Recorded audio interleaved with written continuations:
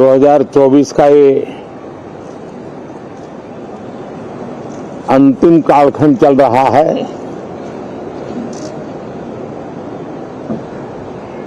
देश पूरे उमंग और उत्साह के साथ 2025 के स्वागत की तैयारी में भी लगा हुआ है। साथियों, संसद का ये सत्र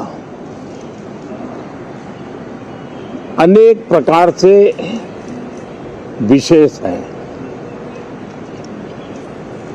और सबसे बड़ी बात है हमारे संविधान के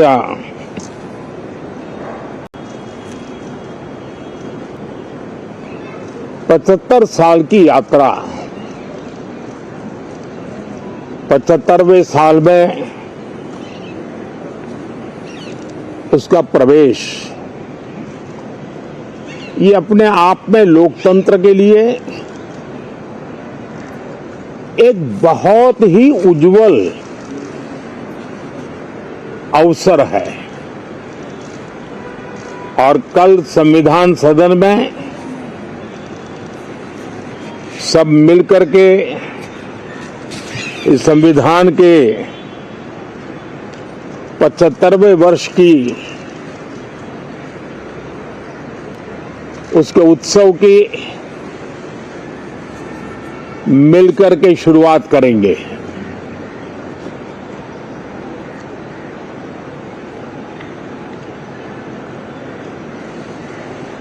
संविधान निर्माताओं ने संविधान निर्माण करते समय एक एक बिंदु पर बहुत विस्तार से बहस की है और तब जाकर के ऐसा उत्तम दस्तावेज हमें प्राप्त हुआ है।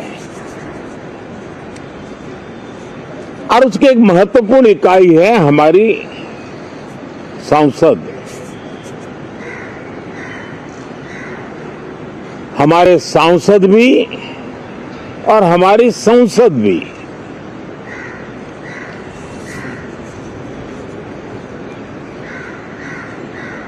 पार्लियामेंट में स्वस्थ चर्चा हो, ज्यादा से ज्यादा लोग चर्चा में अपना योगदान दें। दुर्भाग्य से कुछ लोगों ने अपने राजनीतिक स्वार्थ के लिए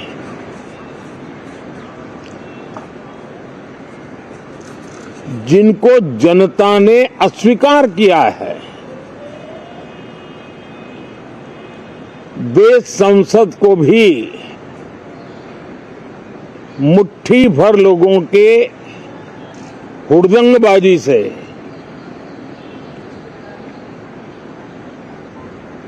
कंट्रोल करने का लगातार प्रयास कर रहे हैं। उनका अपना मकसद तो संसद की गतिविधि को रोकने से ज्यादा सफल नहीं होता है और देश की जनता उनके सारे व्यवहारों को काउंट करती है और जब समय आता है तो सजा भी देती है। लेकिन सबसे ज्यादा पीड़ा की बात यह है कि जो नए सांसद होते हैं, नए विचार, नई ऊर्जा लेकर के आते हैं और ये किसी एक दल में नहीं, सभी दल में आते हैं। उनके अधिकारों को कुछ लोग दबोच देते हैं। सदन में बोलने का उनको अवसर तक नहीं मिलता है। लोकतांत्रिक परंपरा में हर पीढ़ी का काम है आने वाली पीढ़ियों को तैयार करे, लेकिन 80-80, 90-90 बार जनता ने जिनको लगातार नकार दिया है, वे न संसद में चर्चा होने देते हैं, न लोकतंत्र की भावना का सम्मान करते हैं, न ही वह लोगों की आकांक्षाओं का कोई महत्व समझते हैं, उनका उसके प्रति कोई दायित्व है वो कोई समझ पाते हैं। और उसका परिणाम है वो जनता की उम्मीदों पर कभी भी खरे नहीं उतरते हैं और परिणाम स्वरूप जनता को बार बार उनको रिजेक्ट करना पड़ रहा है। साथियों, ये सदन लोकतंत्र की 2024 के पार्लियामेंट के चुनाव के बाद देश की जनता को अपने अपने राज्यों में कुछ स्थानों पर अपनी भावना, अपने विचार, अपनी अपेक्षाएं प्रकट करने का अवसर मिला है। उसमें भी 2024 के लोकसभा के चुनाव के नतीजों को और अधिक ताकत दी गई है राज्यों के द्वारा और अधिक बल प्रदान किया गया है और अधिक समर्थन का व्याप बढ़ा है।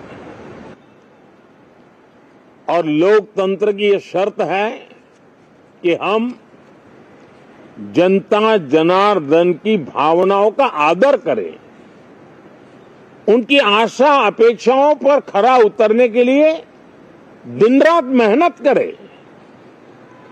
मैं बार बार खास करके विपक्ष के साथियों से आग्रह करता रहा हूं और कुछ विपक्ष बहुत जिम्मेदारी से व्यवहार करते भी हैं। उनकी भी इच्छा रहती है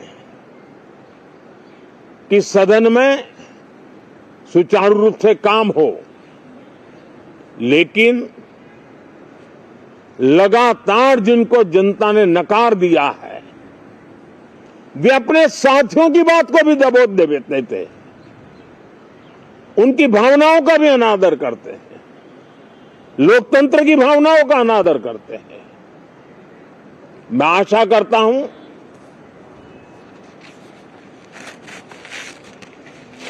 कि हमारे नए साथियों को अवसर मिले। सभी दल में नए साथी हैं, उनके पास नए विचार है, भारत को आगे ले जाने के लिए नई नई कल्पनाएं हैं। और आज विश्व भारत की तरफ बहुत आशा भरी नजर से देख रहा है, तब हम संसद का समय का उपयोग वैश्विक स्तर पर भी भारत के आज जो सम्मान बढ़ा है, भारत का प्रति जो आकर्षण बढ़ा है, उसको बल प्रदान करने वाला हमारा व्यवहार रहना चाहिए। विश्व के अंदर भारत को ऐसे अवसर बहुत कम मिलते हैं जो आज मिला है और भारत की संसद से वो संदेश भी जाना चाहिए कि भारत के मतदाता उनका लोकतंत्र के प्रति समर्पण, उनका संविधान के प्रति समर्पण, उनका संसदीय कार्य पद्धति पर विश्वास, संसद में बैठे हुए हम सबको जनता जनार्दन की इन भावनाओं पर खरा उतरना ही पड़ेगा। और समय की मांग है, हम अब तक जितना समय गंवा चुके हैं उसका थोड़ा पश्चाताप करें और उसका परिमार्जन करने का उपाय यही है कि हम बहुत ही तंदुरुस्त तरीके से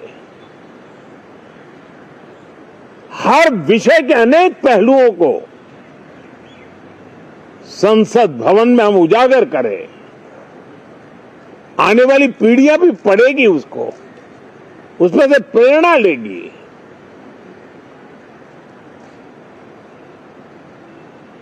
मैं आशा करता हूं कि ये सत्र बहुत ही परिणामकारी हो, संविधान के 75वें वर्ष की शान को बढ़ाने वाला हो,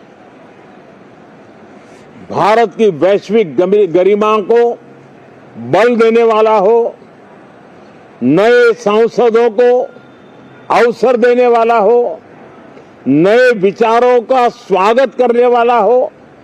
इसी भावना के साथ मैं फिर एक बार सभी माननीय सांसदों को उमंग और उत्साह के साथ इस सत्र को आगे बढ़ाने के लिए निमंत्रित करता हूं, स्वागत करता हूं। आप सब साथियों का भी बहुत बहुत धन्यवाद। नमस्कार।